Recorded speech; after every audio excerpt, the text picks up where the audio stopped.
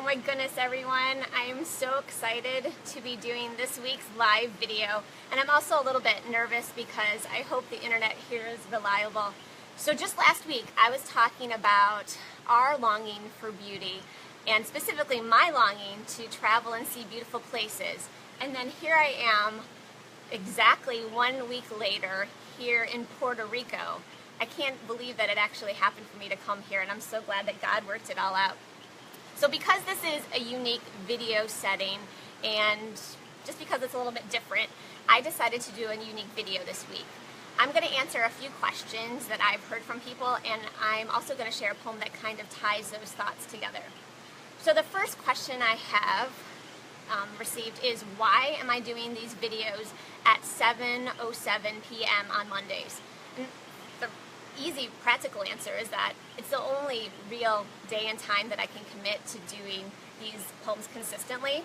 Now, the 7:07 part is a little bit different.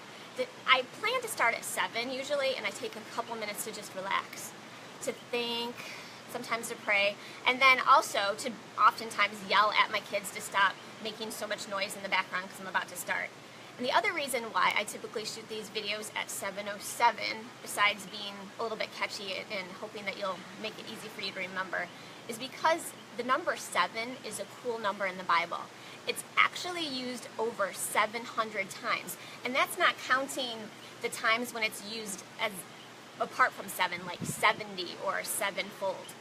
Now, of course, there's instances where the number 7 has no special meaning, but if you do a quick Google search on the number 7 in the Bible, you'll find that some examples of how God seems to be using the number 7 to communicate the idea of divine completion, perfection, and wholeness, which are themes often found in a lot of the heart of my poems. So another question I've received is, why poetry? Why this form? And so the answer for this kind of ties in with the poem that I'm revealing this week. It's a poem that I sarcastically titled #LoveHatePoetry. I don't really consider myself to be a writer, but I do enjoy writing. I am a huge reader, but I don't often read poetry. So I think it's kind of funny that God wouldn't let me get these ideas out of my head until I wrote them down in poetry form. So the combination of creativity combined with the invented structural rules that I have, I think it delights my equally strong right brain and left brain.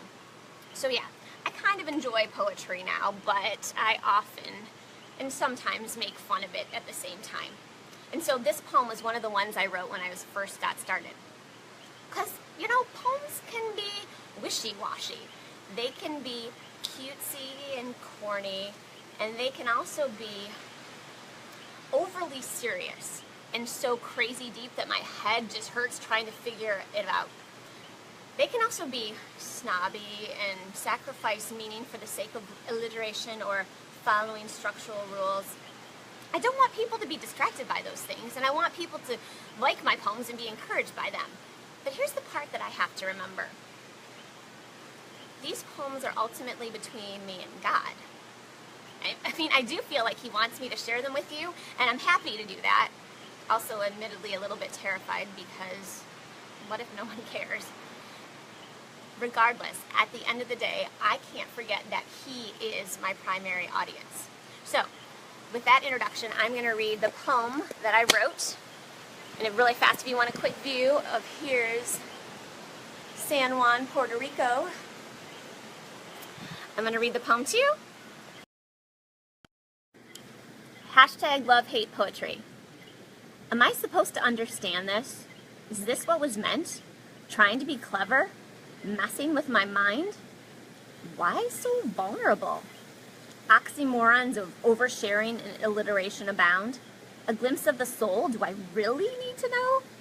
Drama, angst, all the emotion, conventions, or lack thereof, subtly shoved in my face.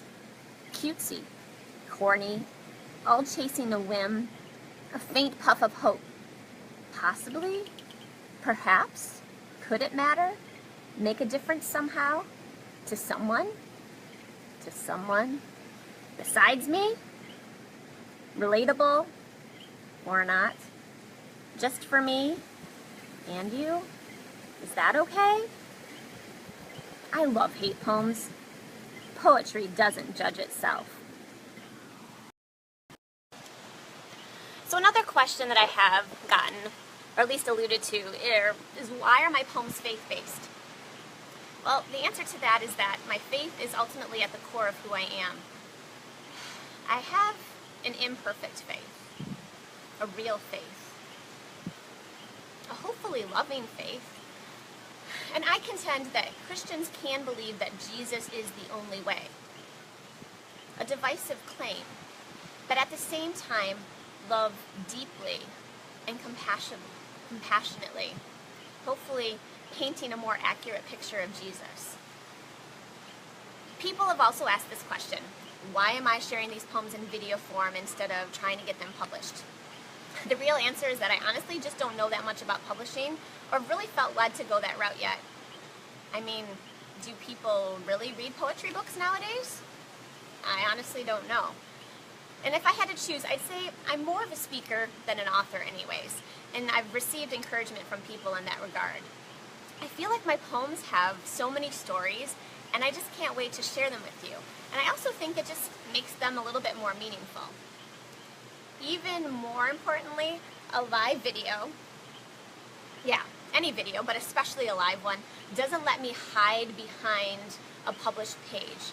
It forces me to be more authentic and vulnerable in the moment. It fits my desire to build genuine relationships and friendships.